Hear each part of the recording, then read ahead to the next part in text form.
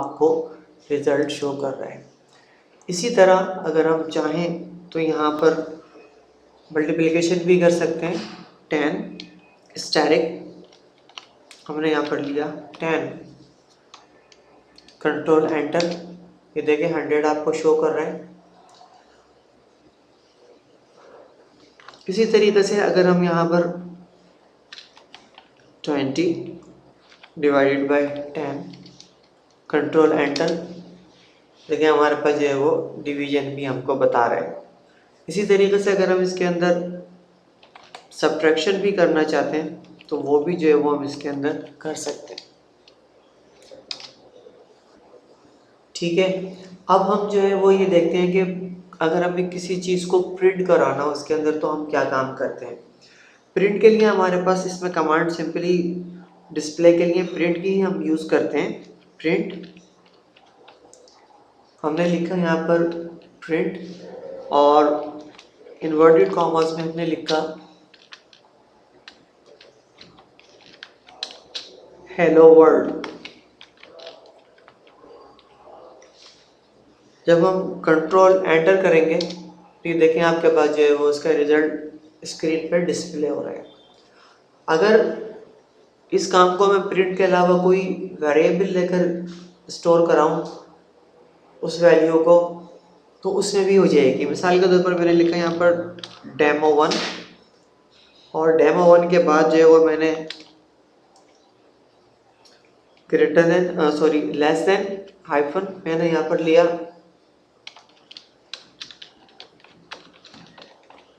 How are you,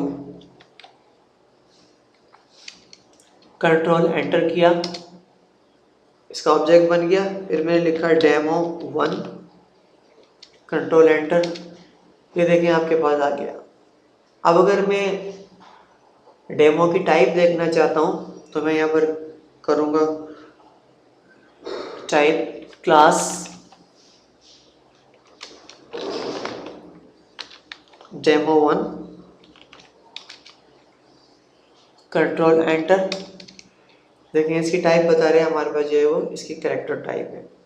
इसी तरीके से हमने यहाँ पे जो है वो प्रिंट की कमांड यूज़ की है। अगर मैं ये देखना चाहता हूँ कि प्रिंट की क्या टाइप है तो मैं लिखूँगा क्लास और यहाँ पर मैंने लिखा प्रिंट, कंट्रोल एंटर, ये देखें बता रहे हैं कि हमारे पास प्रिंट जो है वो एक फंक्शन है। इसी तरीके से अगर मैं क्लास के बारे में पूछना चाहता हूँ कि इसकी क्या टाइप है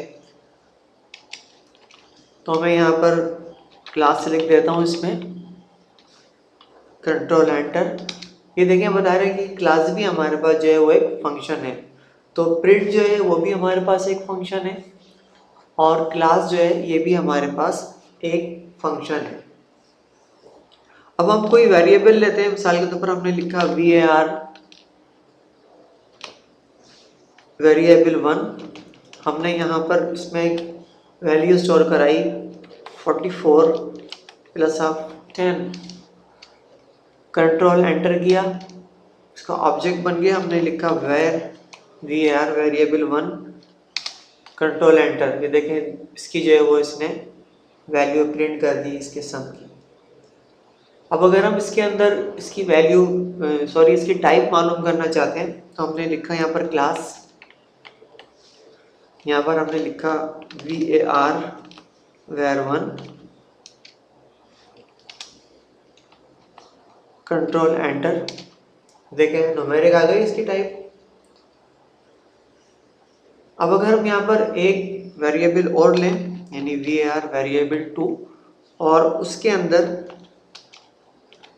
हम var1 को लेते हैं और उसमें हम कहते हैं भाई इसके अंदर जो है वो 30 और इसमें ऐड कर दो, control enter, var variable 2, control enter, देखिए इसका रिजल्ट जो है उसने आपको नीचे शो कर दिया। अब अगर हम इसके अंदर देखना चाहते हैं तो ये देखते हैं कि अगर हम a1 हमारे पास अगर एक वेरिएबल है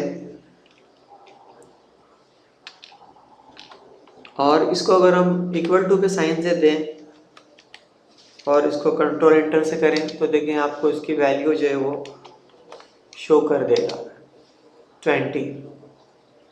सही है। अगर हम ए में वैल्यू स्टोर कराना चाहें तो इक्वल के बजाय हम ये भी दे सकते हैं कि A2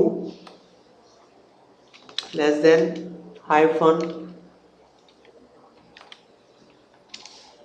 29, फिर हमने लिखा यहाँ पर A2 29 आ गया। अब अगर हम A1 के अंदर कोई दूसरी वैल्यू देंगे तो पुरानी वैल्यू A1 की जो है वो खत्म हो जाएगी। हमने अब कहा A1 is equal to 30, control enter, और अगर हम यहाँ पर A1 लिख के एंटर करते हैं तो देखें 30 की वैल्यू आपको शो करेगा। अब अगर हम ये चाहते हैं कि A1 की वैल्यू बिल्कुल तौर पे ख़त्म हो जाए इसकी मेमोरी से, तो हमारे पास कमांड है RM रिमूव मेमोरी, और यहाँ पर हम क्या काम करते हैं, यहाँ पर हम करते हैं A1 इस वेरिएबल का नाम देते हैं और कंट्रोल एंटर करेंगे, ये रिमूव हो गई। अगर हम A1 को अब चेक करना चाहते हैं, देखें ऑब्जेक्ट A1 नॉट फाउंड, यानी ये इसकी जो वैल्यू है इसकी मेमोरी से ख़त्म हो गई। इस तरीके से अगर हम कुछ लॉजिकल ऑपरेशन परफॉर्म करना चाहते हैं, हमने लिखा यहाँ पर log1 और इसमें हमने वैल्यू लिखा ट्रू, और log1 को जो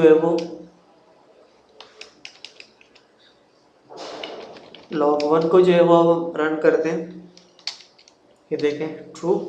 और यहाँ पर अगर हम इसकी क्लास देखना चाहते हैं यानी टाइप देखना चाहते हैं, हमने लिखा क्लास और log1,